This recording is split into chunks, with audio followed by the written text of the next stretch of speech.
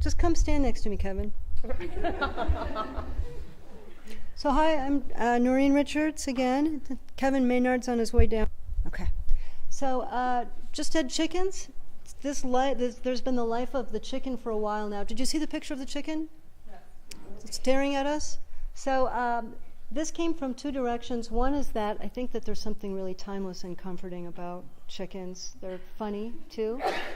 And the other part of it is that Mark and I had a conversation where he said it would be great if we had design build where there was a lot of design and a little bit of build. And then the other piece of it was that I was looking at the connections between, again, food security, nutrition, poverty concentration, and neighborhoods. So here we are again, same map, different location. People at the urban store turned me on to East Central Ministries, which has been located in the La Mesa and Trumbull Village neighborhood.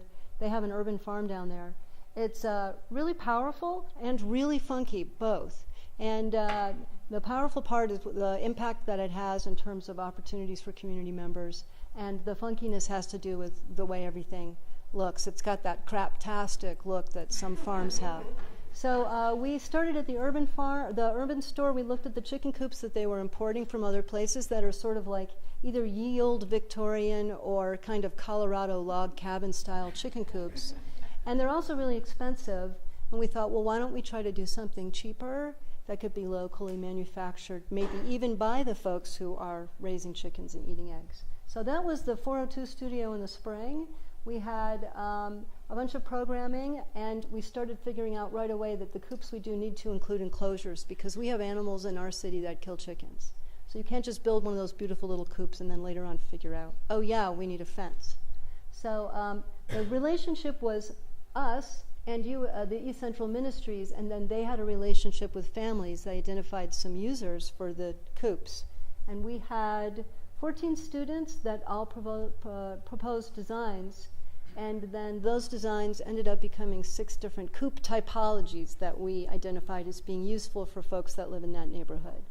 And spent the semester using salvaged materials, cheap materials, found materials to build some coops. Some of them were like pretty great, and then some of them were almost great, and then some of them were, they were places where chickens could live. More of that kind of craptastic aesthetic.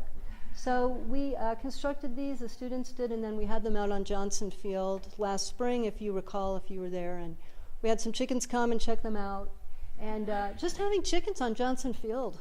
And then we had a lot of food that was food, like egg and chicken related, and I think these guys really just wanted to build a bike, but they said it was for taking your chicken to the park. There's something really humorous and light about chickens, but also it's an immediate, healthy, really fresh source of high-protein food.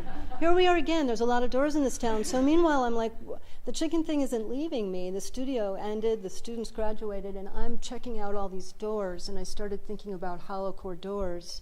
I'm still trying to solve the problem in my head of how could we do this for a low enough price point with basic tools. And then Michael's research methodologies course, some of you I think were in that. There was a group of students looking at innovations with chickens. These chickens can step on this panel and feed themselves. And as it turns out, it's the feed that is a big driver for whether or not you can raise chickens economically. It's huge. We always want to build stuff, but in the case of the chicken coop, feed has a lot to do with it. Enter Kevin's intercession course, which we are still finishing now. And again, now we added another element to the loop. We incorporated C&M's carpentry program to become our manufacturing partner. And we thought, what if we design one coop and do a better job with it? And we started really studying the doors pretty rigorously. Like, what do they do? What don't they do? What does it make sense to do? Does it make sense to penetrate it? Or what about door to door? What about door to stick? What about stick to mesh? What about door to mesh? That we had the whole lab to ourselves and the building to ourselves over break, which was great. And then really, really looking at the world and the life of a chicken. What makes a chicken happy? Live long, lay eggs, rise in the morning, go to sleep at night, have room, not get dirty, all that stuff. I think we've got that part down. Yeah, we learned a lot about doors and chickens. Yeah. And then each student in that group proposed a completely separate design. They all meet the basic programming requirements, and they all incorporate doors. And then from those, is that 8? There's 8 proposals there. We chose one that to use to incorporate all the other strong ideas. This is the magical ball of sparkly wonder that happens when you have a collaborative design process. So it's a slightly retouched photo of what happens. We're not really looking at the laptop, right? We're listening to each other. There was actually some really amazing things that have been happening, I think. The whole listening to each other part is pretty great. It's hard. And this is where we are. It's completely designed down to every cut, angle, connection, screw, bolt, and now we're generating the cut sheets for the manufacturing partner. We don't want to build it, the product is the actual instructions for the manufacturer to build it. And those students are high school students that are learning how to use bandsaws and table saws, so we have to get those instructions right. And it works as a coupe. These are nesting boxes. It's all doors, 2x, and the half-inch hardware cloth. We're beginning to get the cut sheets generated now. So that's what the students are doing, is making an instruction manual.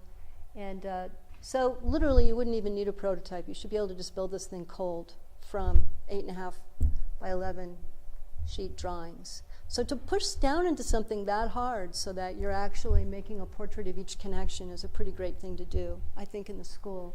And this is the next phase. This is the question mark, is can we get ourselves, say where we are now, we're way up in the corner, we're not even in the circle anymore, can we gift a process of it so that East Central Ministries and actually the CACHA group